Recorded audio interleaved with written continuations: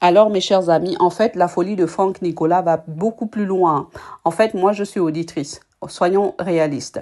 Alors, quelqu'un qui va faire un détournement de fonds dans une banque comme Nacticite.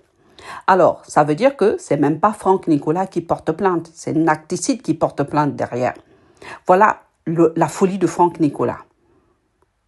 Derrière, qu'est-ce qu'il fait? Il hurle. Il dit, voilà, je vais lui soutirer de l'argent, et voilà, etc., etc., etc. Et donc, du coup, que voilà, je serais fragile psychologiquement, parce qu'il était déjà au courant que j'avais été enlevée.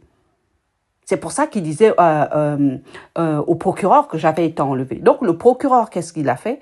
Il a demandé, et le juge d'Evry, ils ont demandé, en fait, que je fasse une expertise. Quand l'expert m'a vu, j'ai dit, voilà, moi je travaille, j'ai un bac plus 6. Dès que l'expert a compris la vérité, il a seulement crié, oh! Le cri qu'a lancé l'expert en sortant de la salle de rendez-vous, c'était inimaginable. Il a seulement dit, Franck Nicolas est fou, Nicolas est fou, c'est vraiment un fou. Mais il hurlait. Et donc, du coup, malgré l'expertise en question, l'objectif de Nicolas, c'était de me faire passer pour ce que je n'étais pas. C'était me faire passer pour ce que je n'étais pas.